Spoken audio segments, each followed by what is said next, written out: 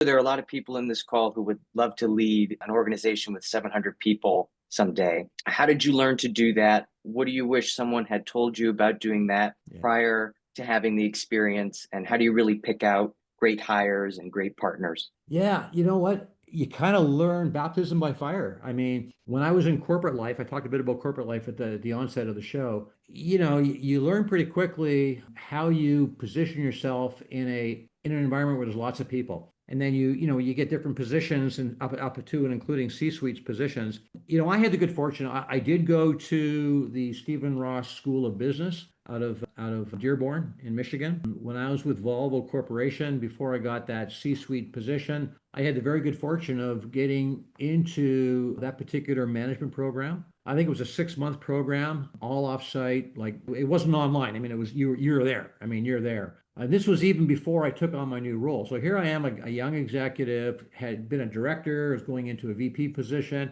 So for 6 months, I went to the Stephen Ross School of Business. And one of the hallmark things that I learned there, Julius, was people are your leverage. People are your strength. Not that you leverage people to do things that you wouldn't otherwise do, but a lot of entrepreneurs may think they can do everything. Manage people, company culture, client, commercial, operational excellence. I mean, finance, the list is enormous. I learned pretty quickly that I had the basics down, but I didn't have finance.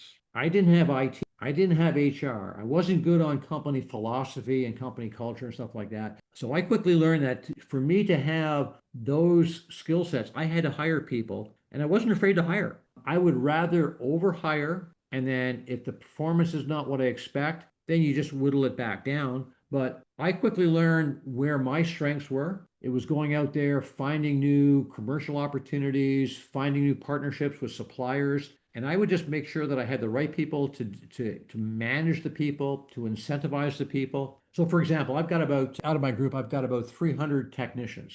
Technicians are a growth agent for my company. Without technicians, my company doesn't grow. Why? Because they install parts on generators, they install parts on heavy equipment, and I get a labor sale out of it. And when you combine a labor sale and a parts sale, we're talking 55, 60% gross profit margin. Those are great margins. But with that comes a lot of training, tooling. And what I do is, and why I'm bringing up technicians, Julie, it's just an example, is that I was a former technician. I can talk to these people. So I do very commonly, I will do town halls. I'll go to one of my 25 locations across the country and I'll do a town hall and I talk to them in the shop. I don't bring them into, the conference room. I don't bring them into a hotel meeting room.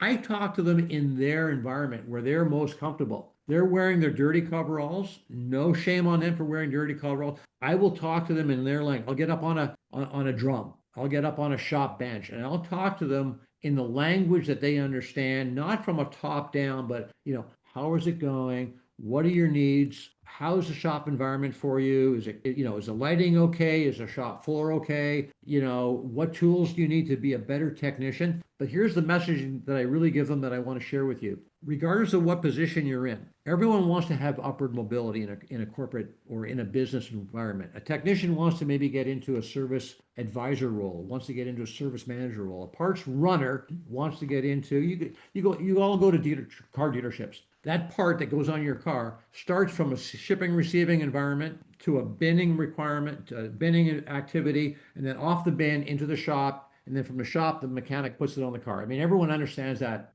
model. It's no different in my business, whether it be heavy equipment, trucks, generators. Same things happen. But here's the message I want to leave with your group. They all want to know that their job is important. It's important to the well-being of the company, that I recognize it as a business owner, and I want to give them every opportunity to be great at what they do, training, tooling, but I also want to let them know that they've got upward mobility and visibility within the management team so that their opportunity will be the same opportunity that I had as a mechanic. That if they produce what they want to be the best that they can be, and when they plateaued out on being that, I want to give them the same. So my messaging is the same with whether it be management, whether it be sales group, whether it be technicians, whether it be parts people. I want them to know that their jobs are valuable to the company, they're meaningful. There is no job that is beneath me on what I take time to understand and recognize. And I want them to be recognized for what they do. So I have a lot of different internal programs. I call it, one's a TAPS program, which I call Technician Advancement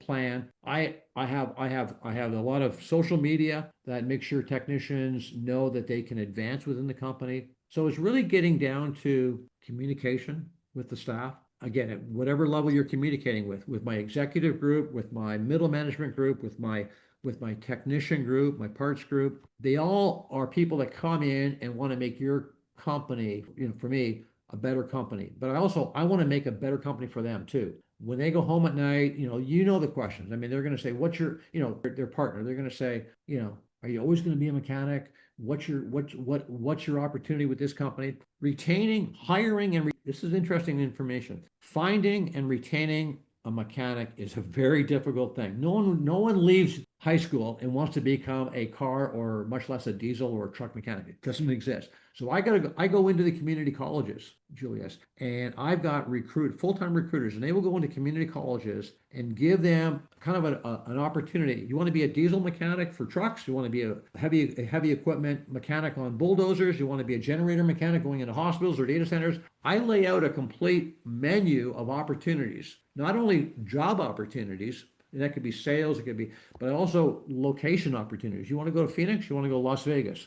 You want to go to Midland, Odessa, where the oil and gas community is. You want to go to Tulsa. You want to go to Oak City. You want to go to Wichita, Kansas. So I tell them all of my locations, and I want them to understand that there's all kinds of opportunity. So I kind of create that as a marketing piece, and I even put my hiring into my marketing group. Typically, hiring starts with HR. HR is the processing center, but I want them to be marketed to the attributes that my company can give them from. And I always say, with every new hire that I meet, I want this to be a career for life for you, not just a job, but I want this to be a career and a career for life. And I will give you the tools to be the most successful person, man or female, that you can be. And I will give you every tool to be successful because I don't want you leaving. But at the same time, it's a balanced equation. I expect you to perform. I expect you to be in the office. And yeah, we have some cases where we allow people to work from home and all that kind of stuff. That's industry normal now. But it's got to be a balanced equation that I will pay you fairly. I will incentivize you appropriately for your performance. And then with that, you figure out what that remuneration package looks like. It's got to be marketplace competitive.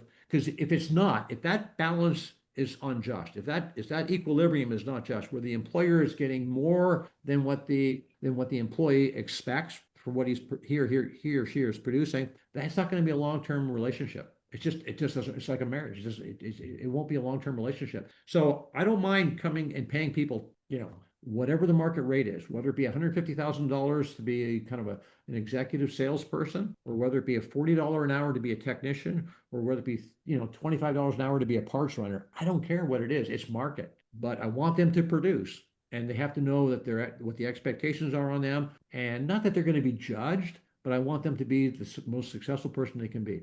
And that has really helped me grow my business from a company that I started with of about just over about 225 employees to now a company that's got 750. And then you throw in another stat, the retention piece of this thing.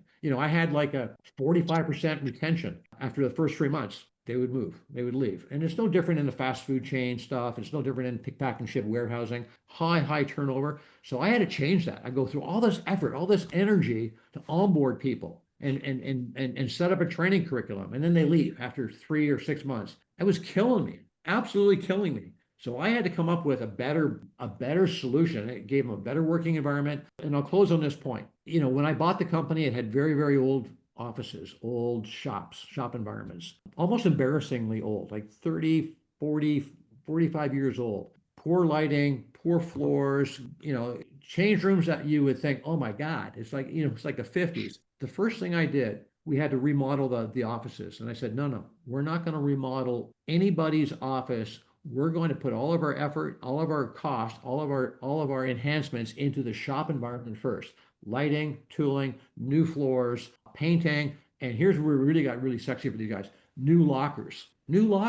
So these guys felt in a change room, not change room, sorry, a lunch room and a media center for these guys. So when they go up and have their lunch, I got like every one of my locations, like 6 or 7 flat screens, all with remotes, lazy boys, some with massages, completely outfitted with equipment. I wanted these people to understand that they were valued. And that was some of my messaging. And I do the same thing with all my employees like that.